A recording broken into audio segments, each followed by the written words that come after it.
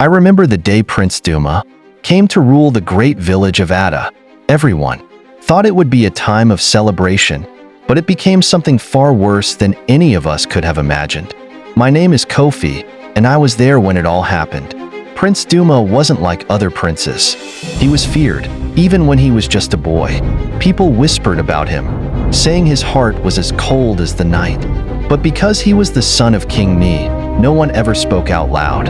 We all stayed quiet, hoping the king's wisdom would guide the prince one day.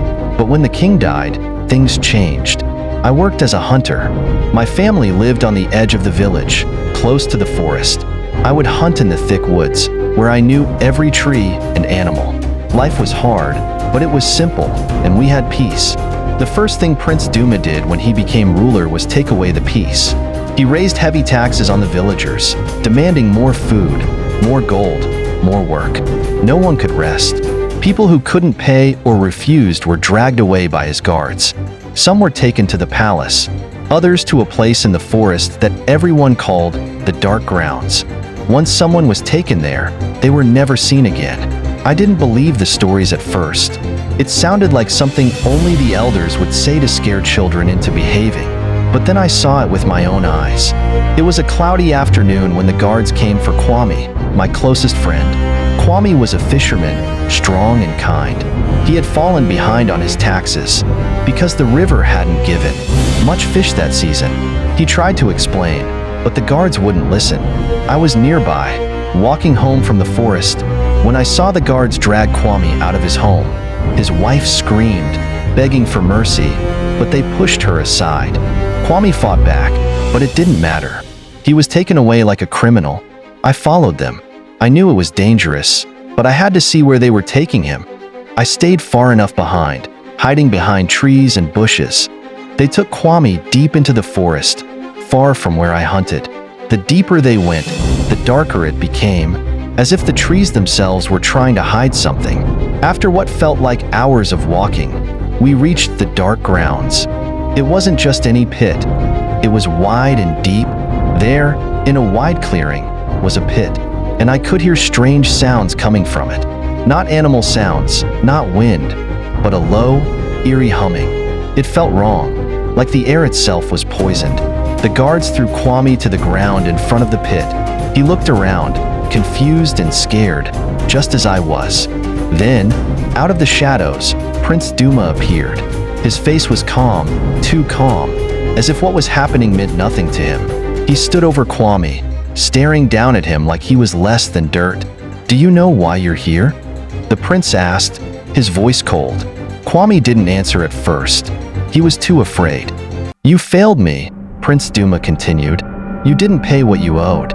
In my village, there is no room for failure." Kwame begged for his life. He told the prince about the bad fishing season, about how he would pay as soon as he could. But Prince Duma didn't care. His eyes never left Kwame. "Take him," the prince ordered. Before I could blink, the guards grabbed Kwame and dragged him to the edge of the pit. He screamed, fought, but it was no use. They threw him in. I'll never forget the sound that came next. It wasn't a scream, not exactly. It was a mix of terror and pain, as if the pit itself had swallowed him whole. The eerie humming grew louder, filling the forest. Then silence, complete silence. I stayed hidden, trembling. Prince Duma turned to the guards and simply said, "This is what happens when you fail me." He walked away, leaving the pit behind, leaving my friend gone forever. That night, I couldn't sleep. I told my wife what I had seen, but there were no words to make sense of it. Kwame was gone, and no one would ever know what happened to him. We couldn't speak of it. Anyone who did might end up like him. For months, the village lived in fear. More and more people disappeared, taken to the Dark Grounds for reasons no one could understand. Even children weren't safe. The air in Ada felt heavy, like a curse had fallen over the land. No one smiled. No one laughed. One evening, as the sun was setting, something strange happened. The sky turned a deep red, darker than I'd ever seen. People rushed to their homes, shutting their doors, fearing the worst. I stayed outside, watching the sky, when I heard drums. Not the kind we use in ceremonies. These drums were different. They echoed through the village, coming from the forest, from the dark grounds. Suddenly, fires lit up the trees. It was like the forest was burning from the inside. The drums grew louder, and I felt the ground beneath my feet tremble.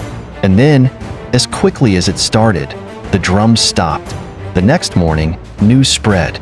The palace was empty. Prince Duma had vanished. Some said he fled into the forest, taken by the spirits he had angered.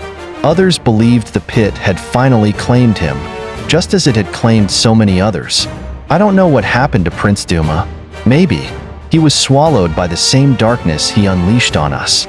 Maybe he was taken by the very spirits of the people he wronged. All I know is that after that night, the village of Ada changed. The air became lighter, the sun brighter. The pit was filled in, and the dark grounds were left alone. No one dared go near it again. But even now, when I walk near the forest, I can still feel it. That cold, empty place where the wicked prince once ruled. And sometimes, just sometimes, if the wind is right, I hear the drums again. The next day people were so happy celebrating. Men, women, children, young and old were dancing because they are free from their hand of the wicked prince and the life. Again in love and harmony. That is the story of Prince Duma, the wicked ruler of Ada, and it is one I will never forget.